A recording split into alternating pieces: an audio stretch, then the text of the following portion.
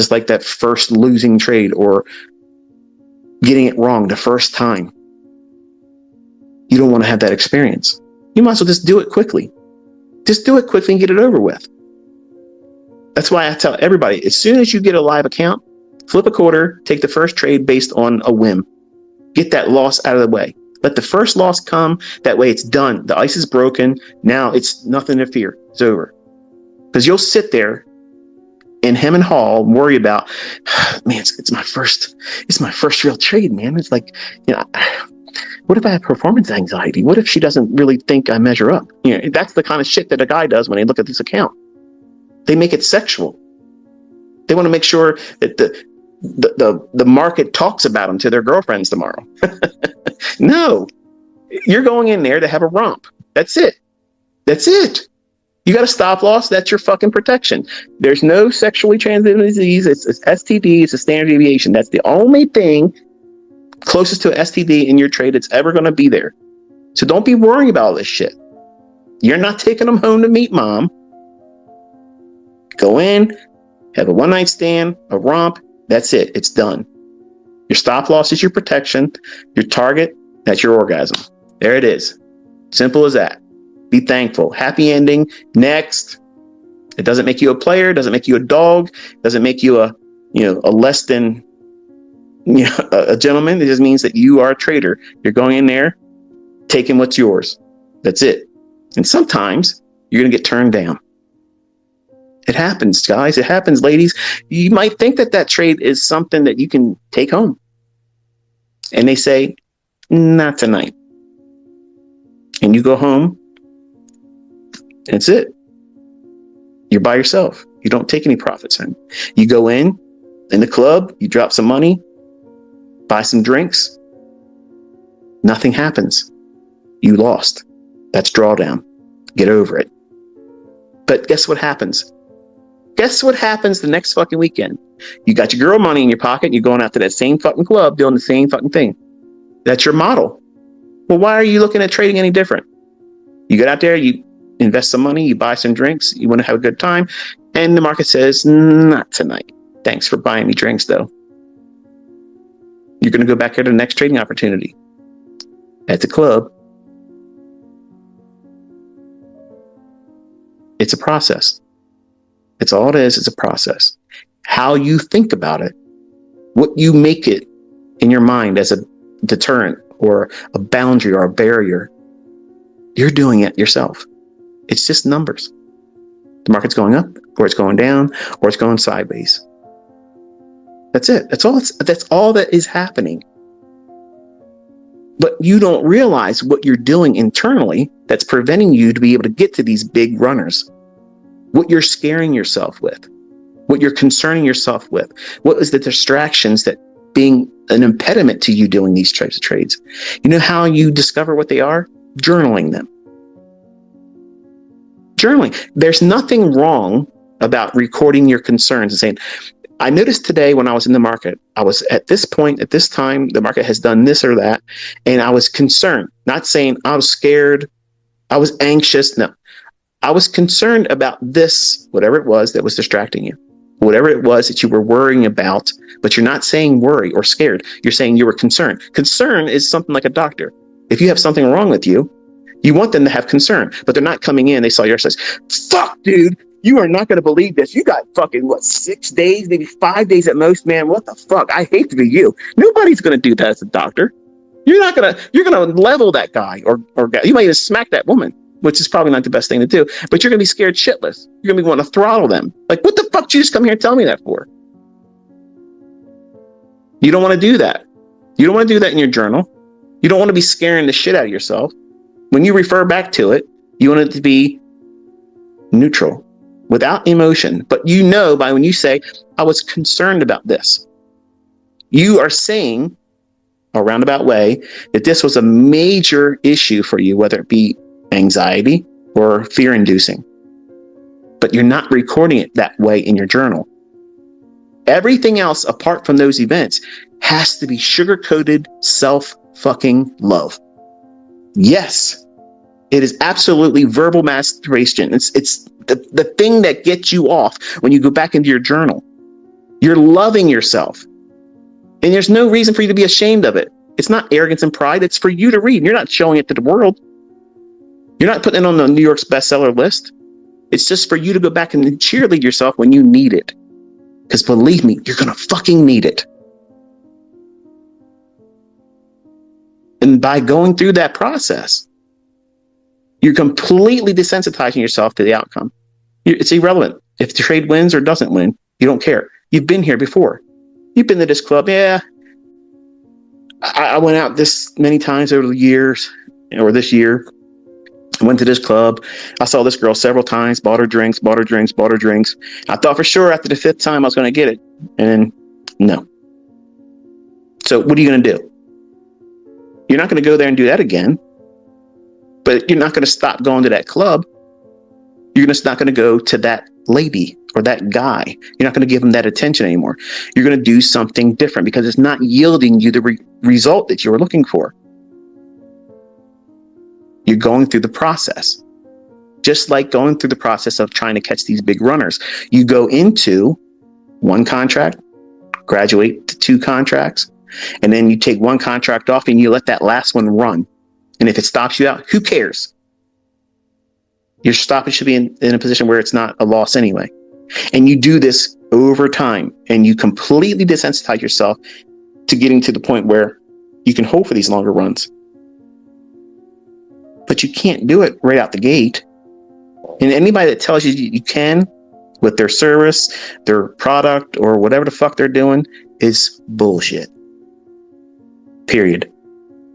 They're selling you a fucking pipe dream. I'm telling you, you can do it.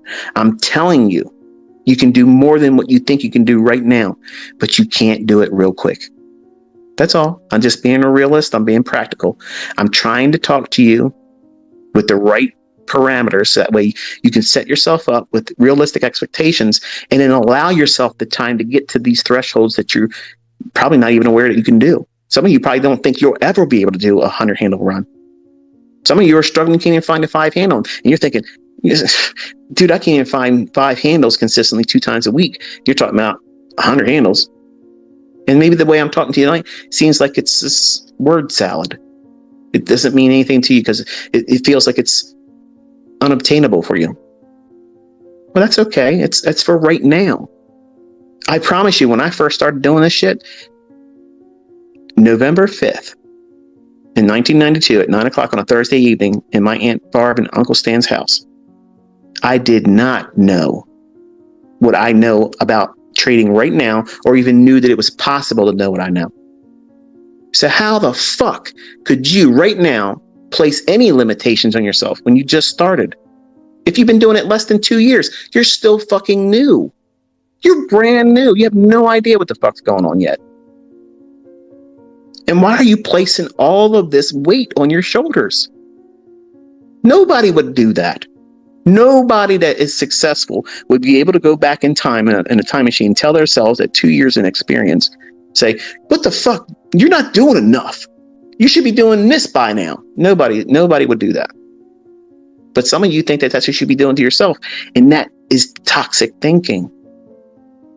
It draws you to, if you do that in anything, whether it be personal relationships, exercise, weight loss, whatever, a hobby, something you're trying to do well at. A perfect example. My eyes aren't the best anymore. I'm older and I've been looking at screens all my life, light sensitivity, and it's just, I have a lot of shit going on. So when I go to the range and I shoot, my eye fatigue is way sooner now than it used to be. And I'm getting to that age where I'm an older guy. So I'm really seeing these changes in my body and my ability to do things I used to be able to do when I was a younger man. It's a little bit unsettling for me. I took it, as, well, I'll be able to do this. Now I'm not able to do it as well. If you tear yourself down and talk about how, oh, fuck, I can't do this anymore. This is miserable. I'm a failure. I'm this, and that, thing. What's it going to do for you? It doesn't going to make you better. And it doesn't make you macho to, say that, oh, you're being a pussy when you talk to yourself. Yeah, that doesn't make you macho. It doesn't make you more stronger. What it really does is it's beating down your subconscious, and your subconscious is what manifests through your emotions and your psychological response to stress. Yeah. So when you're out there and you're beating your chest and saying, oh, I'm a pussy. I just got to learn how to hold these trades longer. Or I don't know why I can't hold these trades anymore. It just does not. You are literally charging your subconscious with so much underlying anxiety that it will always be there at that time when you feel uncomfortable about doing the very thing that you think you want to do, or say out loud you want to do it, or tell other people, this is my goal. I want to be a 100-handle trader. I want to get these trades and make $30,000, $50,000, $100,000 months. Okay, that's a dream when you say it. It's a goal when you go through a process of working towards it and limiting your focus and keeping bullshit from getting in. That it's not a dream anymore. It's a goal. And it's an accomplishment when you go through that process of taking a dream, turning it into a goal, and putting the work behind it and filtering out all the bullshit. That's how people get there. But not pressing into that uncomfortable period with a process of being able to weigh out what it is that they have to do modularly, incrementally, holding on for a little bit longer on the next trade. And when you feel uncomfortable, stop it, close the trade. You're getting out in profit. Why? What is the problem? Did you make whatever you're making in that trade yesterday? Probably not. So are you doing, improvement? Yes. Are you profitable? Yes. Are you adding to your bottom line for the month and the week and that day? Yes. Where the fuck is the shortcoming here? But in your mind, you're thinking it's not enough. It's not enough. It's the same thing, ladies, that every man thinks. Every man thinks this before they lay down with you. Yes, we're talking in crude terms right now, but that's the reality. That's the reality. Men always do this to themselves. They always do it. Man, what am I going to be like to her? We lay down together. Am I going to measure up? That's what men do all the time.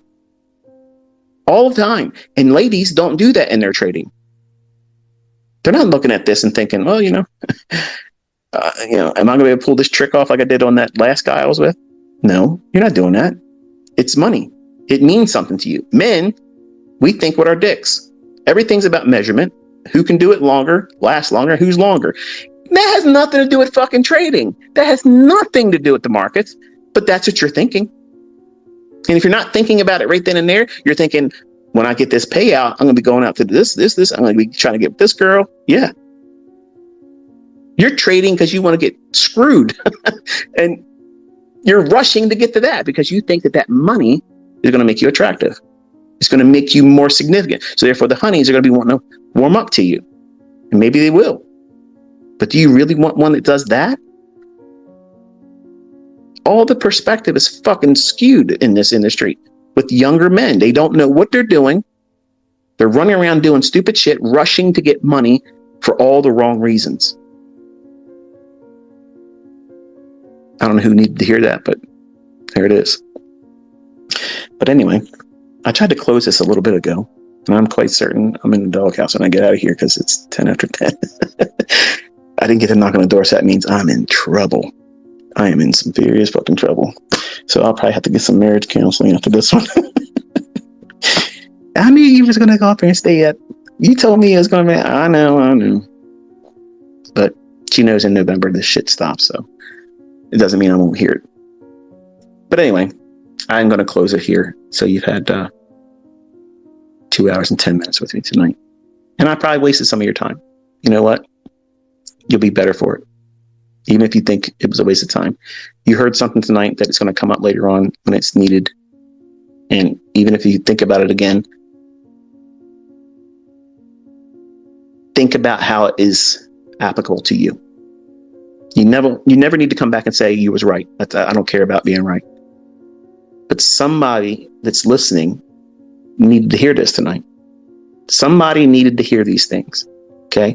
And maybe if you didn't need to hear it and you've overcome it, maybe it was fun to hear how it used to be for you and how you don't have to feel that way anymore.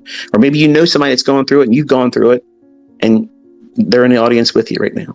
Okay. And you're listening to an old guy that's been there before and fumbled my way through it and found my way on the other side of it. It's practical information, but nobody at the time going through it thinks like this. They think there's going to be some easy fix, some 1, 2, 3 operation or something in the trading charts or something that can fix it for them. It's not. It's between your ears. Everything about trading is between your ears. That 7-pound universe that we call our brain. It's a wonderful organ. God has been so gracious to give us such a supercharged computer. We can do so many processes. We're so fast, infinitely faster than anything we can create. I don't give a fuck who says otherwise. We have a personality, we have a spirit, we have a part of us that we bring into trading. And all of those things are going to have a major impact, and they can be positive. But unfortunately, in the beginning, most of it's the negative. You're coming in here with needs. I need to make more money. I need to be able to pay my bills. I need to be able to be more profitable so that way I can live in a better house. So that way I can have a better relationship because I don't live well enough to get the type of lady or male friend that I would like to have. I'm doing this because I'm lonely. I don't need to be with somebody else right now because you're hurting. And this is going to be compensation for that. It's not. You're still going to be lonely. Lots of money doesn't make you not lonely anymore. In fact, I could imagine that would be worse, having lots of money and still being lonely. So money doesn't fix that. Being successful as a trader doesn't fix those things. They're outside external things that you have to work out outside of trading. Don't come into trading with trading and profitability fixing them things, because it doesn't. It doesn't fix an abusive relationship. It won't make you able to deal with it better. If you're in a toxic relationship, get the fuck out of it. Simple. Hard, but simple. You don't feel appreciated with who you're with? Right now, you can't do it. You can't leave them. You got to be codependent. That's your circumstance. I get it. Do what you have to do to improve and build yourself up and make it available for you to be able to leave on your own terms and not need them. And maybe, they could see the errors of their ways, and maybe you could be forgiving to them and get back. And when you can show them that you don't need to be codependent with them, and they'll be more appreciative, or she'll be more appreciative of you, and maybe they have that same toxic level again, or break free of it and live with someone that really respects you. And that way you can have a very fruitful life. Really just living. Some of you right now think that you might be living, you just need more money. That might be true. And a terrible thing might happen where you start making a lot of money and your comfortable, successful personal life is made toxic because of the money.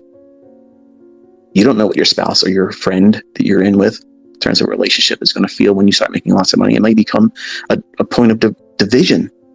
These are all things that you don't even know yet. And I'm not trying to create anxiety for you, but